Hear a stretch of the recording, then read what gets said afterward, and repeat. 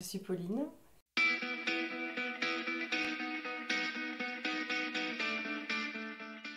j'ai 32 ans, je suis mésoise depuis toujours et je dirais que ce qui me décrit le plus, c'est que je suis hypersensible. Ah, moi, mes racines, elles sont à Metz. Elles sont ici. J'ai mon bateau a jeté l'ancre dans le port de Metz ouais, c'est vraiment ici que je me sens chez moi. Euh, et à côté de ça, je partage mon cœur, on va dire, entre Metz et l'Italie, qui est depuis toujours, et je ne sais pas trop l'expliquer, mon pays de cœur et vers lequel je retourne toujours. C'est très, très étonnant, mais je me sens chez moi là-bas, vraiment. Et, euh, et ce qui est rigolo aussi, c'est que j'ai l'impression d'avoir une autre personnalité quand je parle italien, beaucoup plus extravertie, beaucoup plus euh, libérée, on va dire. Et voilà, ce sont deux facettes de moi sur lesquelles j'aime beaucoup jouer. Moi, je vis dans ma tête, hein. Clairement, depuis enfant, je suis dans les livres, je peins, j'écris, trop peu à mon goût, je prends pas assez de temps pour le faire, mais oui, une grande partie d'imagination. J'essaye justement de m'ancrer un peu plus, hein, d'être un peu plus sur terre, de me rapprocher du côté matériel, parce que c'est pas du tout mon fort. Toujours chez moi, tout est dans l'émotion de toute façon. Ça sort de tous les pores de ma peau, que ce soit par ma voix, quand je parle, quand je raconte, par l'écriture, par la peinture. C'est que je ne sais pas dire non. Je me laisse parfois bouffer par les autres. J'ai un seuil de tolérance qui est assez élevé. Et du coup, je vais me laisser faire. Et puis un jour, je vais me rendre compte que c'est allé trop loin et là, je vais réagir au quart de tour sans que les gens comprennent en fait ce qui se passe. Je dirais que c'est mon hypersensibilité justement. C'est quelque chose qui n'est pas facile à gérer au quotidien. On prend tout de plein fouet. Mais ça permet d'avoir une vision assez lucide des autres, de leurs besoins, de leurs souffrances et du coup d'être plus à même de leur venir en aide. L'hypersensibilité se traduit par le fait qu'il n'y a vraiment aucun filtre. C'est-à-dire que tout ce qui va être émotion, qu'elle soit positive ou négative, va être décuplé. Typiquement, je pleure très facilement. Je ne peux pas regarder des films d'horreur, par exemple. Je ne peux pas regarder des films trop à suspense où il y a des animaux qui meurent. Ça, c'est pas possible. À côté de ça, les joies, ce sont des feux d'artifice. Je m'émerveille d'un rien. Une fleur qui va avoir des pétales au bout carré, un arc-en-ciel, un nuage en forme je sais pas, de lapin, peu importe. Il y a vraiment la moindre chose va vraiment me faire pétiller le cœur. Des fois, j'ai même pas besoin de parler, je ressens l'autre en fait. Et la problématique aussi, c'est qu'il faut se protéger parce que je me fais vraiment polluer par les émotions des autres. Des fois, je me sens pas légitime d'être heureuse en fait. C'est très bizarre, hein, ça va loin, mais euh, depuis toujours, j'ai cette espèce de culpabilité à être heureuse. La psy chez qui je vais m'a dit très récemment, hein, je pense que vous êtes HPI. Et elle m'a conseillé des livres que j'ai lus et dans lesquels je me suis reconnue. Et je pleurais presque en lisant les livres parce que je me suis dit, mais enfin, je comprends. Toutes ces années à me sentir différente des autres, à pas pouvoir vivre les expériences que vivaient mes camarades de classe qui sortaient entre eux les après-midi, qui fumaient des cigarettes et tout. Moi, je me suis toujours dit non, le tabac c'est mal. J'ai toujours eu l'impression quelque part d'être trop mature ou même vieille, je sais pas comment on pourrait le dire, pour mon âge et ça m'a quand même handicapée au niveau des relations avec les autres. La souffrance. La souffrance des autres, vraiment, c'est quelque chose qui, pour moi, est insupportable. Quand je vois quelqu'un qui souffre, je souffre avec. Et bien sûr, la souffrance des animaux. Ça, c'est quelque chose qui me touche énormément.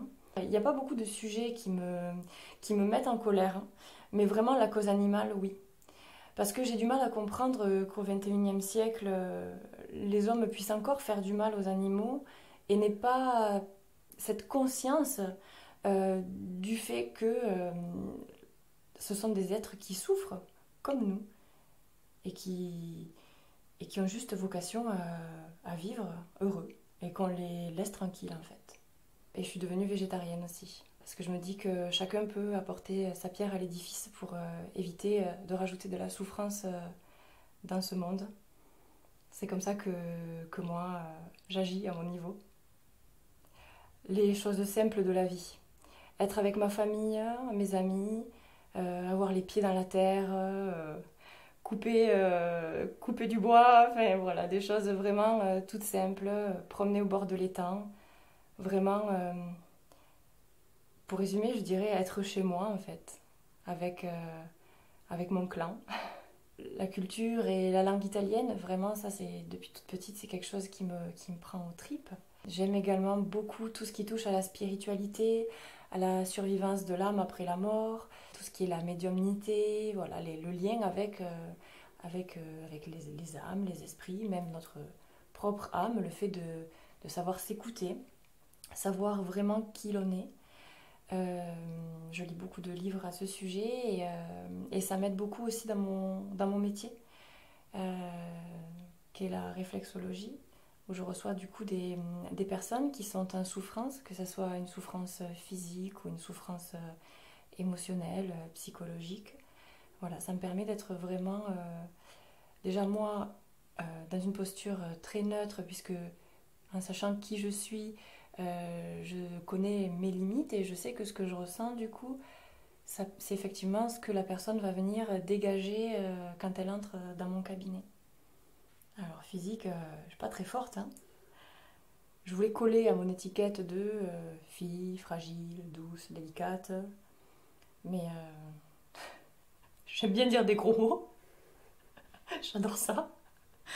J'aime bien être forte aussi, déménager des trucs.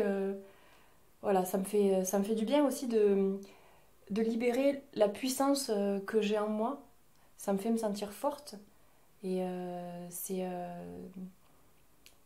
rassurant de me dire que je peux déployer une certaine force et force mentale, je dirais ma capacité à apprendre.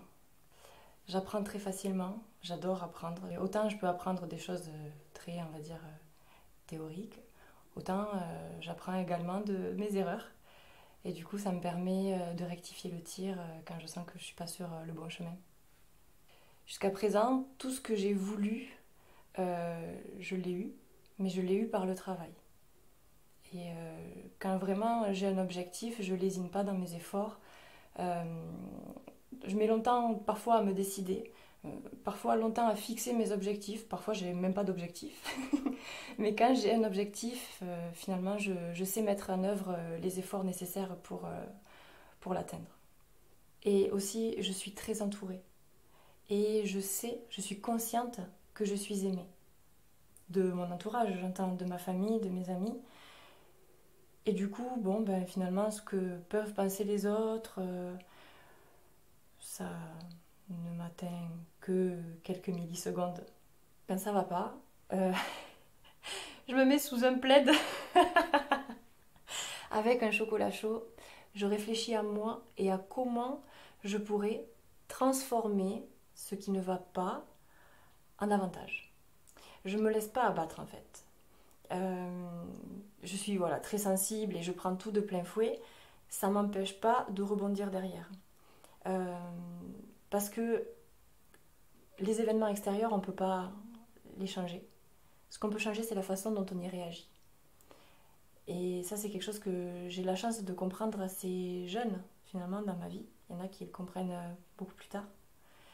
Et du coup, j'essaye de tabler là-dessus pour avancer.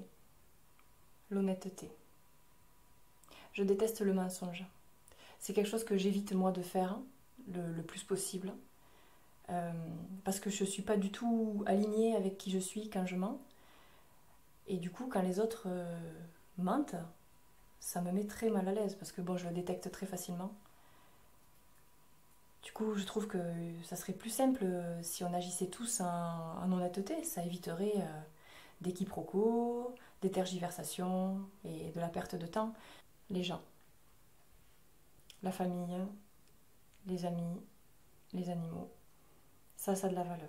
Tout le reste, ça va, ça vient, peu importe en fait. Tant que les gens sont en bonne santé, qu'on est entouré de ceux qu'on aime, qu'on a un toit sur la tête et un repas chaud, je pense qu'on a déjà toutes les clés pour être heureux. J'ai pris des chemins tortueux, pas le chemin le plus direct en fait, pour arriver finalement à qui je suis. Et je crois justement qu'il m'a fallu euh, me chercher, affronter des obstacles pour savoir finalement qui je suis. Parfois, quand on vit des choses compliquées, c'est difficile de se dire que ça va nous faire grandir, que c'est pour une œuvre plus grande. On reste forcément focalisé dans la douleur ou la souffrance ou la difficulté. Et je trouve que c'est beau de pouvoir regarder avec le temps, un peu plus de recul, et de se dire « Ah, mais je comprends pourquoi il a fallu que je vive ça ».